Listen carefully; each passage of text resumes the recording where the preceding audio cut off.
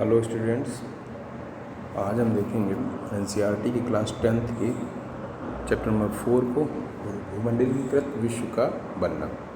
Globalised world जो है वो कैसे बना, इसके बारे में जानें। इसके पहले अगर आप इस चैनल पर नए हैं तो चैनल को सब्सक्राइब जरूर कर लें और पास में लगे बेल आइकन को भी प्रेस करें, जिससे आपको एजुकेशनल वीडियोज़ के नोटिफिकेशन सबसे पहले प्राप्त हो सके। देखते हैं इस पार्ट में क्या बताया गया है इन चित्रों के माध्यम से, और एनसीईआरटी की बुक्स के एक मैटर का ओवर रिव्यू करेंगे, जिससे हमें उसको समझ में आ जाए क्या चीज़ें।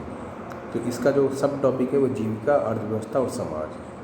समाज जो जीविका के लिए संघर्ष करता है उसमें किस टाइप की अर्थव्यवस्था बनी, तो यही इस चैप्टर का मेन पॉइंट है। देखते हैं पेज नंबर 2 में, आधुनिक युग से पहले। तो कह रहे हैं कि वैश्वीकरण की बात करते हैं तो हम ऐसी बात करते हैं कि जिसमें मोटे तौर पे लगभग पिछले 50 सालों के अंदर जो व्यवस्था बनी है उसे हम वैश्वीकरण के रूप में देखते हैं। यानी कि भारत में 1991 के बाद उदारवाद और वैश्वीकरण की नीति अपनाई गई थी। तो इस तरह से आप कह सकते हैं लगभग 30-40 साल, और विश्व के आधार पर देखा जाए तो लगभग 50 साल में ये नीति ज़्यादा जोर पकड़ती नज़र आई है। और देखिए कह रहा है कि एक चित्र दिखाया गया, एक स्मृति शिला पर पानी के एक जहाज़ का चित्र, यानी कि ये विश्व व्यापार का दर्शाता है गोवा के संग्रहालय में। कि हम पानी के जहाज़ का मतलब ये हुआ कि हम समुद्र पार यात्रा करते थे, और समुद्र पार यात्रा किस लिए करते थे? व्यापार के लिए। ये ऐतिहासिक रूप से दिखाया दर्शाने की कोशिश की। चीन की गुफा में एक पेंटिंग में दर्शाया गया सिल्क मार्ग। सिल्क मार्ग क्या था? ये 8वीं सदी का है, और ये चीज़ ये शो करती है कि व्यापार कितनी उन्नति की ओर था। भोजन की यात्रा, आलू वगैरह, जैसे पुर्तगाली लोगों ने आलू तंबाकू वगैरह का प्रयोग शुरू करवाया, तो ये सब चीज़ें हैं। वेनिस एवं पूर्व विश्व से आए व्यापारी चीज़ों की अदला बदली करते हुए। विश्व की अदला बदली मीन्स व्यापार भी था, क्योंकि उस समय मुद्रा व्यवस्था इतनी सक्रिय नहीं हो पाई थी। तो सोने चांदी के सिक्के या फिर वस्तुओं की अदला बदली, यही व्यापार का आधार था। फिर इस पेज में दिखाया गया है विजय, बीमारी और व्यापार। बीमारियों से, लड़ाइयों से व्यापार प्रभावित होता था और लोग बीमार होकर गरीब बन जाते थे। इस चीज़ को इसमें देखा गया। आलू अकाल की एक फ़ोटो दिखाई गई, किस तरह लोग आलू ढूंढ रहे हैं खाने के लिए।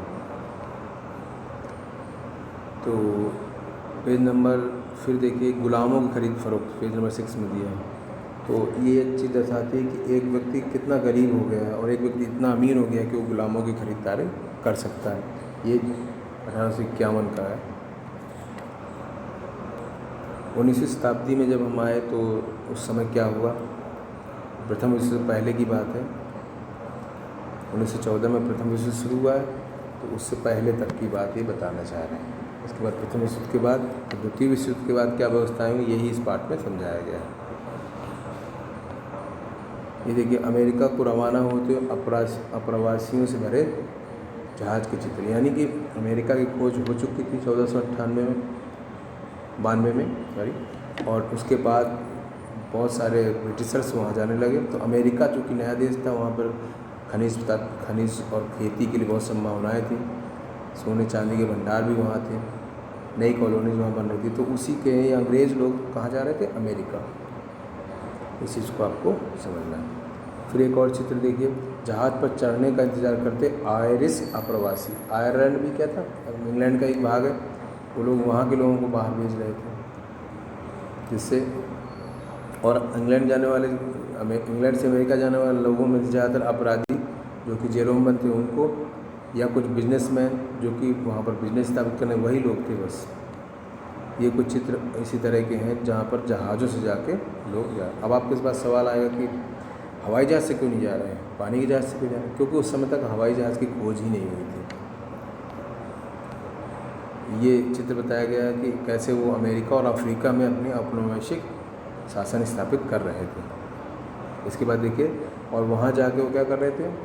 मध्य अमेरिका में सर हेनरी मॉर्टन स्टैनली और उनकी टोली, उन्होंने वहाँ पे कब्जा कर लिया। और चूँकि अफ्रीका में सोने चांदी के भंडार ज़्यादा थे, तो वहाँ से बहुत अमीरी फैल गई यूरोपीय देशों में।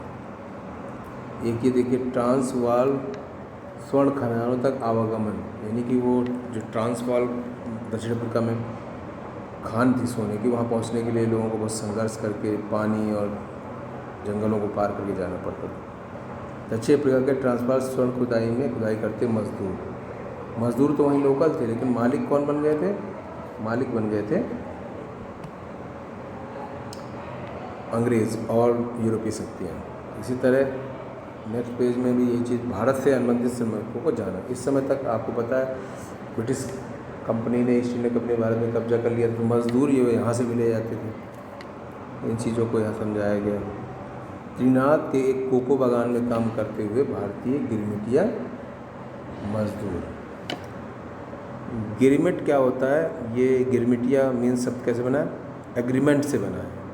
मजदूरों से एग्रीमेंट किया जाता था कि 10 साल के लिए आप वहाँ रहेंगे, तो एग्रीमेंट को गिरमिट बोलते थे, इसीलिए उनको गिरमिटिया मजदूर कहा जाने लगा। और ये अफ्रीका के देशों में बागानों में काम करने के लिए ले गए। गिरमिटिया मतलब है जिनके साथ एग्रीमेंट किया गया था, गिरमिट, ये चीज़ थी। इसके बाद देखिए, ये कुछ लोग हैं शिनाख्त के लिए जो खो गए थे वहाँ पे, या किसी ने उनको मार दिया, तो एक चित्र पुराना मिला हुआ है। इसको इसमें एक अनुबंधित श्रमिक, वही बताया मैंने एग्रीमेंट, अनुबंधित श्रमिक मीन्स एग्रीमेंट, उसमें ऐसे लिखा जाता था कि आप इतने साल के लिए उस फार्म हाउस में काम करेंगे। एग्रीमेंट को ही गिरमिट बोलते थे, एग्रीमेंट को गिरमिट, और वही मजदूर हो गए।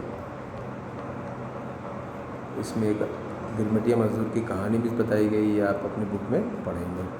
अभी हम इसका एक ओवरव्यू कर रहे हैं जिससे हमें पता चल जाए एक्चुअल में यहाँ पे क्या है। ये देखिए एक ऑफिस का चित्र आपको दिख रहा है, ये ईस्ट इंडिया कंपनी का हाउस है जो लंदन में था। यहीं से दुनिया भर के चलने वाले व्यापारिक केंद्र का पर नज़र रखती थी, ये एक केंद्र था उनका। इसके बाद देखिए, ये सूरत से चूँकि व्यापार अंग्रेज बहुत करते थे, सूरत का एक दृश्य दिखाया गया है। ये नदी के किनारे कैसे लोग, और ये किसी ने बनाया है, तो देखते हैं और इसमें क्या क्या दिखाया गया हमें। उसके बाद देखिए, ये दिखाया गया व्यापार का एक मार्ग कैसे था। तो भारत से सूरत बहुत बड़ा अड्डा था, मछलीपट्टनम, गोवा, ये बंदरगाहों से होता था। जैसा कि मैंने बताया कि पहले पानी के जहाज़ से ही व्यापार होता था, क्योंकि वायुयान की खोज ही नहीं हुई थी, एरोप्लेन की खोज ही नहीं हुई थी, एयरक्राफ्ट थे ही नहीं। तो ये सब चीज़ें आपको विशेष ध्यान देनी है। इस चारों तरफ से व्यापार हो रहा था। भारत चूँकि 3 तरफ समुद्र से था, तो किसी भी दिशा में व्यापार किया जा सकता था, ठीक है। और चाइना के लिए भी यहाँ से रास्ता, हर जगह के लिए सिर्फ अमेरिका थोड़ा दूरी पे था, बाकी सारे पूरे एशिया, अफ्रीका के और यूरोप सब भारत से जल मार्ग से जुड़े हुए थे। इसके बाद देखते हैं हम युद्धकालीन रूपांतरण। जब 1914 से 18 के बीच में प्रथम विश्व युद्ध हुआ, यानी फर्स्ट वर्ल्ड वॉर हुआ, तो उसके बाद चेंजेज आए, ठीक है। इसमें मित्र देश और धुरी राष्ट्र जो है आपस में भिड़े, तो उसमें जो है भारत की भी सैनिकों को शामिल किया गया। और क्या हुआ कि प्रथम विश्व के दौरान हथियार फैक्ट्री में काम करते मजदूर जो खेतों में काम करते थे, उनको फैक्ट्रियों में लगा दिया गया। बहुत सारे पुरुषों की मृत्यु हो गई लड़ाई में, क्योंकि 2 करोड़ लोग करीब मर गए। तो इससे क्या हुआ कि औरतों को भी बाहर काम करने का मौका मिला, घर से बाहर निकल के, और फैक्ट्रियों में ये सब एक नया चेंज आया। महिलाओं की दशा में एक सुधार की दिशा में भी काम हुआ। उसके बाद देखिए, ये एक चित्र, फैक्ट्री के बाहर कतार में खड़ी टी मॉडल गाड़ियाँ, कुछ गाड़ियाँ थी जिनमें सामान लाने गए आने के, तो वो एक चित्र बना के दिखाया गया। इस पार्ट में बहुत सारे चित्र हैं जिनको आपको समझने में प्रयोग करना है।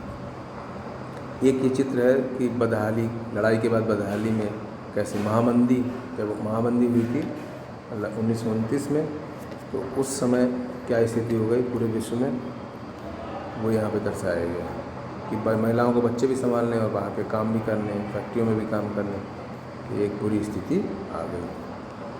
इसके बाद देखते हैं हम, ये एक दिखाया गया बेरोजगारी लाभ के लिए कतार में खड़े अमेरिका के लोग। तो बेरोजगारी भत्ता वहाँ शुरू कर दिया गया अमेरिका में।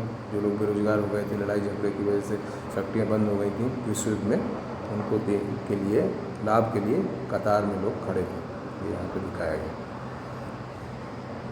इसके बाद देखिए, भारत और महामंदी का क्या फ़र्क पड़ा। भारत का डायरेक्टली तो यहाँ पर कोई, क्योंकि बिजनेस इतना था नहीं कि जो बंद हो जाए, और भारत चूँकि डायरेक्टली विश्व में शामिल भी नहीं था, तो इसलिए उतना असर नहीं हुआ। लेकिन चूँकि डिमांड कम हो गई और भारत कृषि उत्पादन बहुत करता था। कृषि एक ही व्यापार का एक ही मार्ग था, कृषि जो उत्पाद थे। तो वो 1928 से 34 को भारत में गेहूं की कीमत 50% गिर गई क्योंकि डिमांड बाहर कम हो गई। पटसन जूट उगाने वालों के लिए कुछ ऐसे समझाया गया है, बहुत सारी जो है फसल वाले क्षेत्रों में। फिर इसके बाद देखिए विश्व अर्थव्यवस्था का पुनर्निर्माण युद्ध के बाद, ये बहुत इम्पोर्टेंट था। रूस पर जो है द्वितीय विश्व युद्ध में 1941 में रूस पर हिटलर का हमला हो गया, और रूस के ऊपर जब हमला हुआ तो रूस इतना बड़ा देश था कि जर्मनी के हिटलर को उसको हराने में बहुत प्रॉब्लम आई। और इसी बीच अमेरिका विश्व युद्ध में शामिल हो गया और उसने परमाणु बम का प्रयोग पहली बार पूरी दुनिया में किया, जापान में, हिरोशिमा और नागासाकी में। और इसके साथ ही वो चीज़ प्रथम विश्व युद्ध की समाप्ति, द्वितीय विश्व युद्ध की समाप्ति हो गई। ये सब आपको और भी वीडियो में पढ़ा जाए। ये ब्रिटेन और अमेरिका का एक शहर जहाँ पर एक मीटिंग हुई थी जिसमें विश्व व्यापार को से संबंधित एक सम्मेलन हुआ था। इसके बाद देखिए नए शब्दों में एक ये बहुत इंपॉर्टेंट है, वीटो। वीटो में होता है निषेधाधिकार। इस अधिकार के सहारे एक ही सदस्य की असहमति किसी भी प्रस्ताव को खारिज करने का आधार बन जाती है। जैसे कि वीटो पावर यूएनओ में 5 सदस्यों को है, उनमें चीन भी है। तो कोई भी काम अगर भारत के पक्ष में होता है तो चीन वीटो लगा देता है, उसके बाद वो काम हो नहीं पाता। या किसी दूसरे के चीन के पक्ष में, भारत के पक्ष में कोई है तो चीन उस पर विशेषाधिकार वीटो लगा देता है। तो ये एक बहुत बड़ी समस्या यूएनओ के में हमारे सामने आती रहती है। औपनिवेशीकरण और स्वतंत्रता। इसके बाद हम देख रहे हैं कि 1947 में हमारा देश आज़ाद हुआ, 1949 में श्रीलंका, बहुत सारे देशों को आज़ादी मिली। भारत और पाकिस्तान, पाकिस्तान और बांग्लादेश तो भारत से ही निकल के बने। तो इस तरह इस चैप्टर में बहुत सारी चीज़ें समझाई गई। इसके बाद वैश्वीकरण की शुरुआत अगर हम भारत के पक्ष में देखें तो 1991, और विश्व में लगभग इससे भी 20 साल पहले। तो ये सब चीज़ें इस पाठ में समझाई गई हैं। इसके बाद जो है फिर आपको इसके जो है संक्षेप में उत्तर प्रश्नावली दी हुई है, इसको करना है। ये आपके 5 प्रश्न हैं, इनको सेपरेट वीडियो में बनाएंगे क्योंकि ये वीडियो बहुत बड़ा बन जाएगा फिर। तो आप इस चीज़ को पाठ को समझ लीजिए और नेक्स्ट वीडियो में इस सारे क्वेश्चन को करवा देंगे। तो वीडियो को लाइक ज़रूर करें। वीडियो देखने के लिए आप सभी को बहुत बहुत धन्यवाद।